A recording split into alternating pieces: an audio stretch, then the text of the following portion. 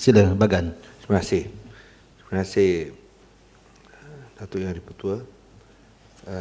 Saya ingin mengambil bahagian dalam perbahasan Rang Undang-Undang Pindaan kepada Akta Lembaga Hasil Dalam Negeri, dan saya ingin juga menyokong apa yang dinyatakan tadi oleh Yang Berhormat Ketua Pembangkang mengalu-alukan keputusan pihak kerajaan untuk menarik balik fasal-fasal berkaitan dengan penubuhan panel pelaburan kerana ia jauh lari dan terpesong daripada tujuan dan alamat utama Lembaga Hasil Dalam Negeri Malaysia Perbadanan ditubuhkan. Di sini Datuk Yang Dipertua, saya ingin mencadangkan kepada Yang Berhormat Timbalan Menteri, kerana sekiranya pihak Kerajaan Persekutuan hendak menarik balik semua fasal-fasal berkaitan dengan panel pelaburan, mengapa pula mengekalkan fasal 7, iaitu kuasa untuk menubuhkan syarikat?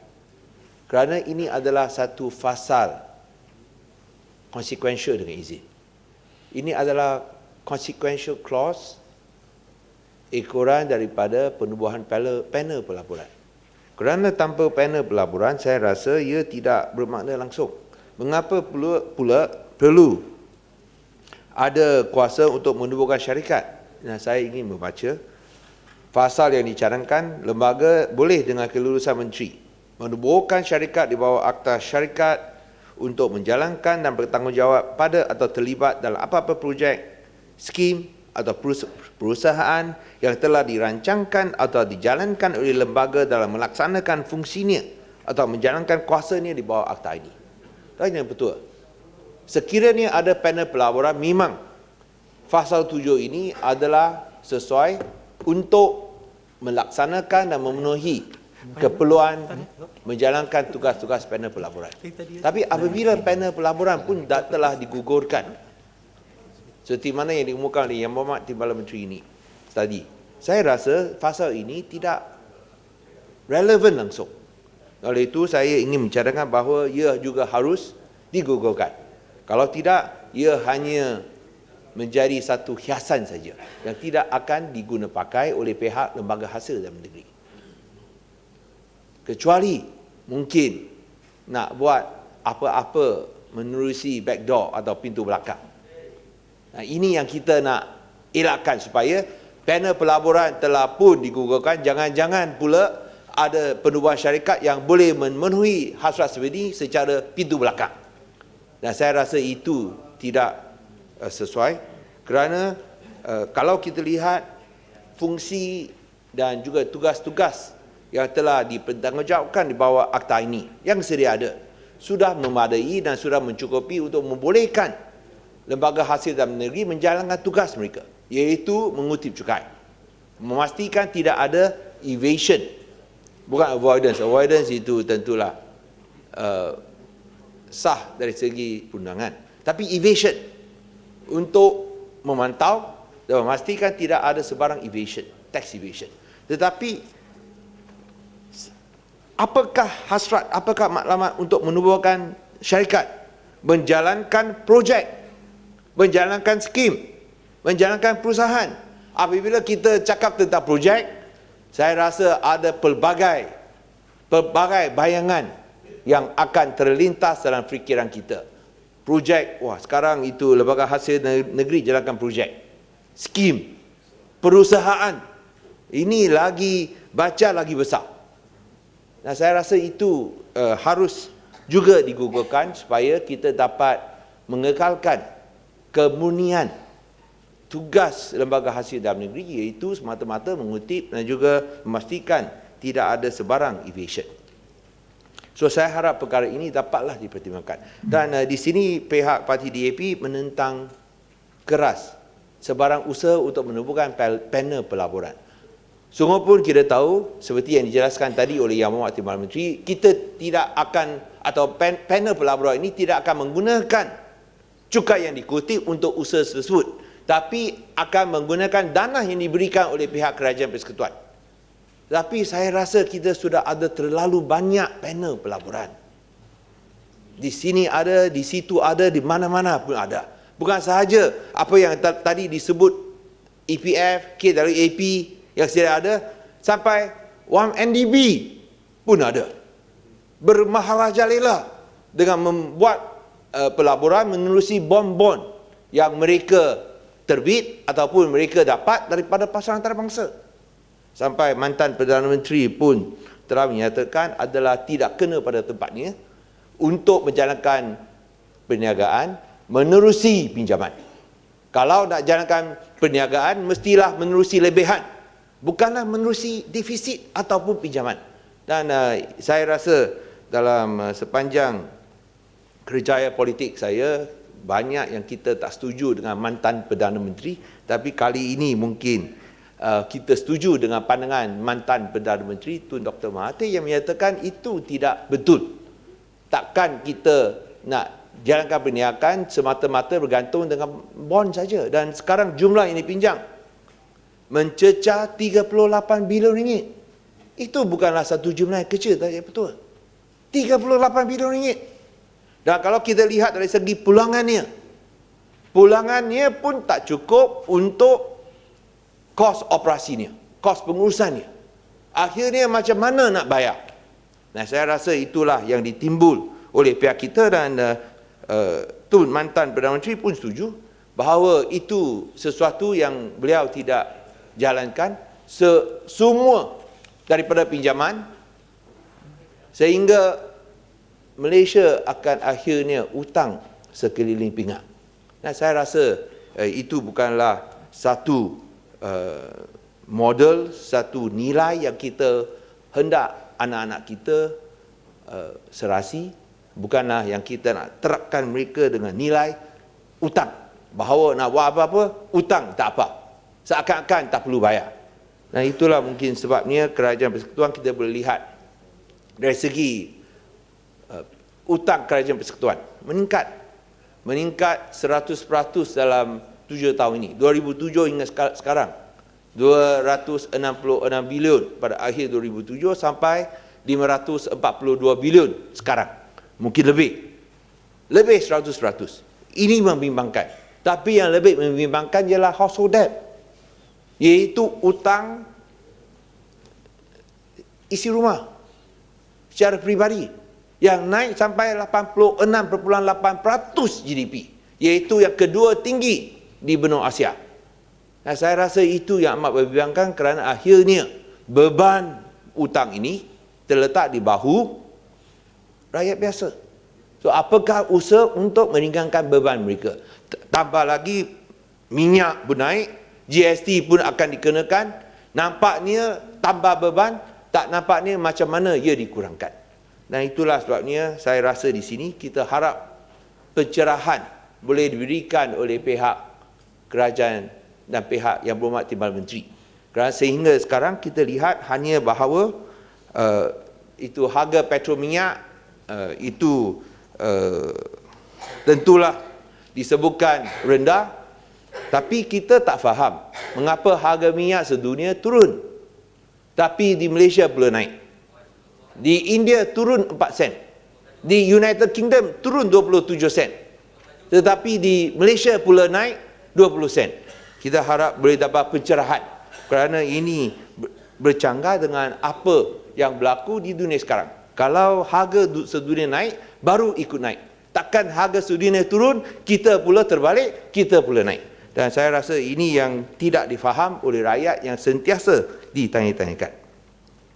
Tahu yang betul, tentang itu lembaga hasil dalam negeri, tentu ini ada kesan besar kerana kutipan cukai yang boleh diperolehi, dan kita rasa memang kalau kita lihat dari segi petrol, dari segi cukai petroleum, pihak kerajaan banyak bergantung kepada sumber pendapatan tersebut.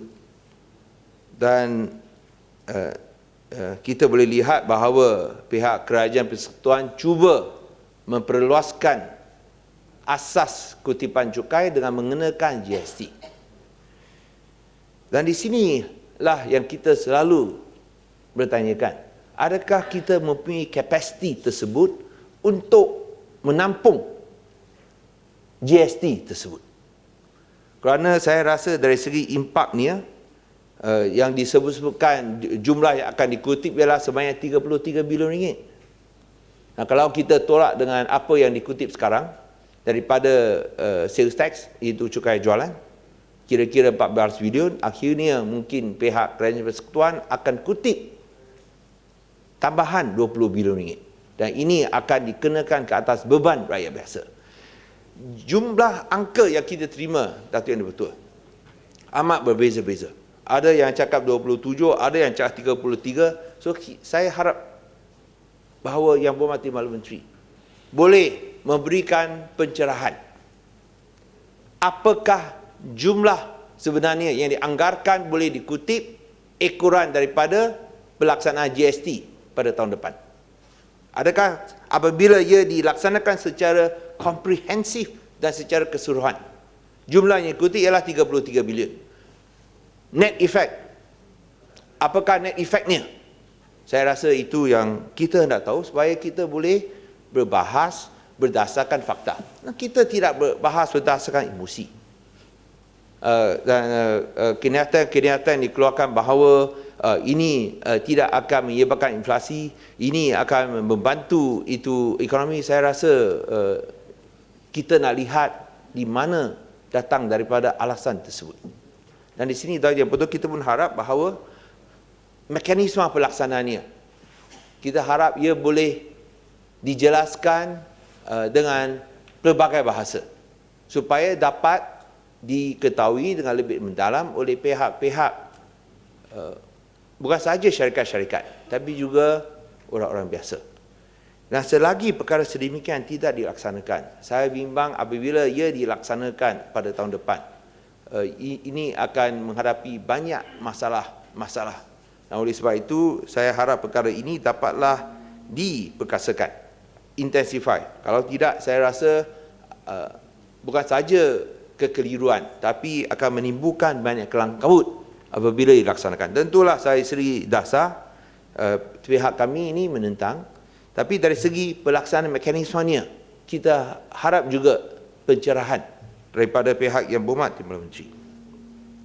Tentang kutipan cukai ini, saya ingin membagikan suatu perkara yang berkaitan dengan negeri Pulau Pinang.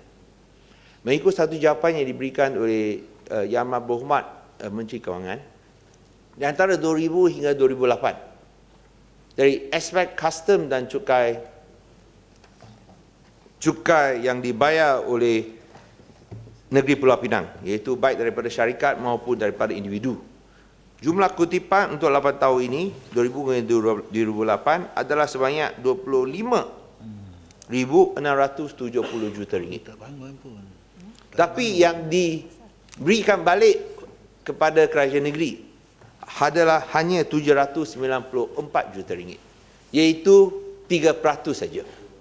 Nah, kalau kita lihat dari aspek wang yang diberikan balik kepada Pulau Pinang, dari segi peratusan, Pulau Pinang mendapat bayaran balik yang kedua rendah di seluruh negara. Di seluruh negara, peratusan bayaran balik adalah kedua rendah, iaitu Pulau Pinang.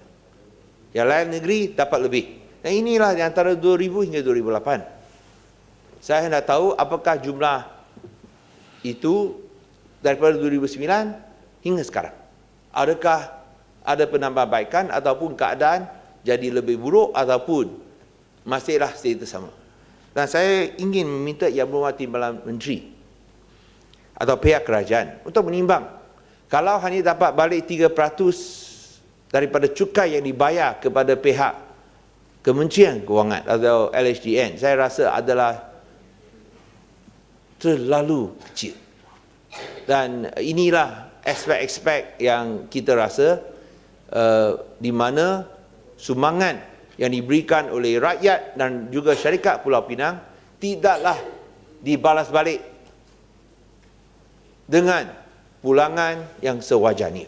Kita bukan minta sampai 100% balik, tak ada. Tapi kita minta satu jumlah yang lebih munasabah. Dan saya disebut di sini ialah dari segi peratusan.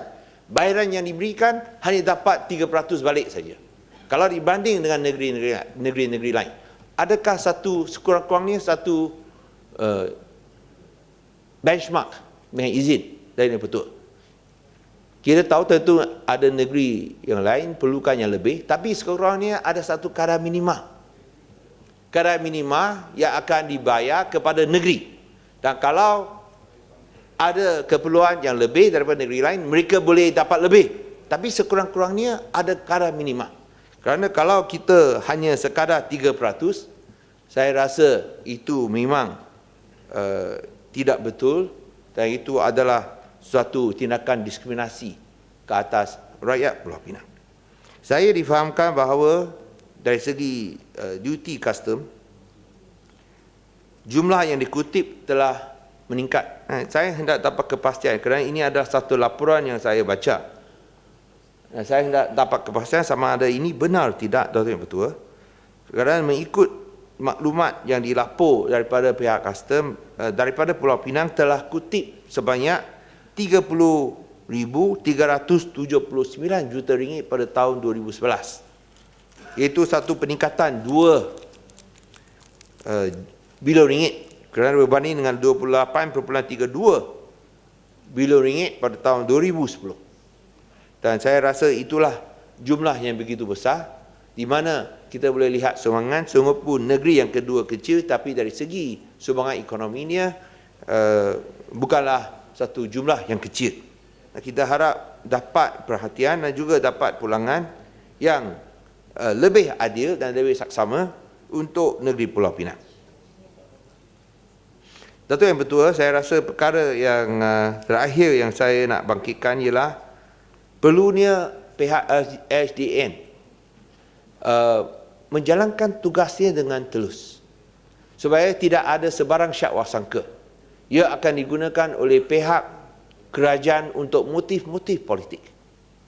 Kerana apabila siasatan dijalankan, kita selalu bertanya, mengapa siasatan ke atas individu atau syarikat-syarikat tertentu yang memang diakui adalah kroni kepada Barisan Nasional? Mengapa mereka tidak menghadapi siasatan serupa? Dan saya rasa ini akan menjejaskan, malah mencemarkan kewibawaan dan profesionalisme LHDN. So kita harap bahawa ada satu SOP, Standard Operating Procedure, yang telus sekali supaya semua boleh lihat macam mana, apakah mekanisme yang diterima pakai atau diguna pakai untuk menjalankan siasatan. Kerana sungguh pun mungkin selepas siasatan ini tak ada apa-apa yang kena, tapi tolong bayangkan, kena minta 6 tahun punya itu penyata kewangan bukanlah satu perkara yang mudah. Dan lebih lagi apabila dokumen ini semua dirampas, iaitu dokumen-dokumen asal. Dan ini amat menyusahkan, malah boleh memudaratkan status kewangan ataupun viability syarikat tersebut. Oleh itu saya harap bahawa kita ada satu mekanisme yang telus supaya tidak timbul syak wasangka.